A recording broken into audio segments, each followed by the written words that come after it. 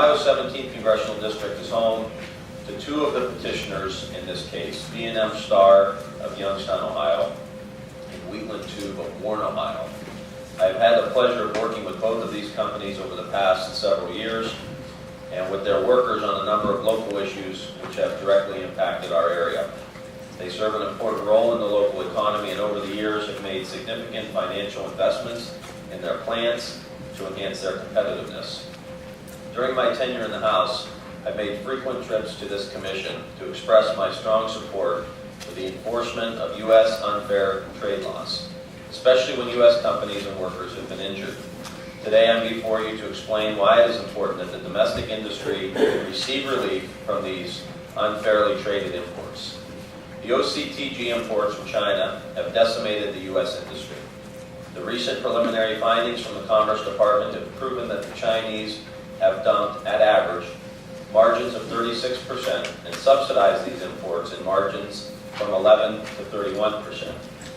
In addition, U.S. imports from China totaled 2.2 million tons in 2008, which accounted for 32.7% of the quantity in the U.S.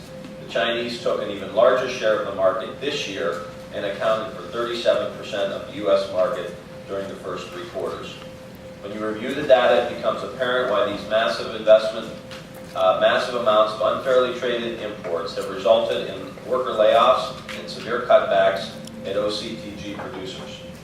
Unfortunately, these imports have required B&M Star in Youngstown to reduce production, resulting in layoffs and economic hardship to our area's workers and their families.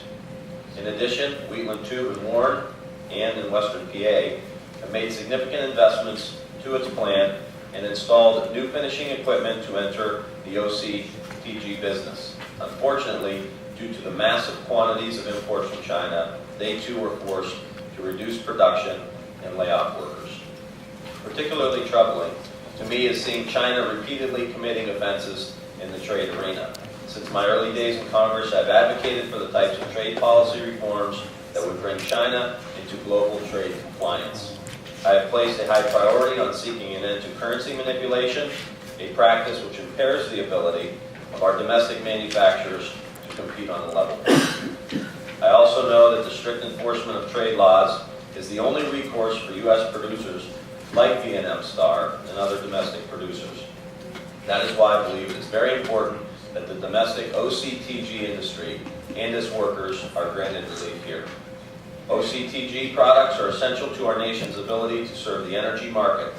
B&M Star, like others in the industry, are innovative, efficient, and dynamic companies that have the ability to serve our country now and well into the future.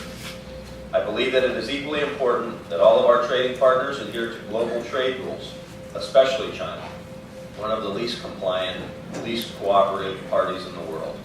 When I return to my district later this month, I want to assure my constituents that we have taken appropriate steps to remedy this pervasive problem.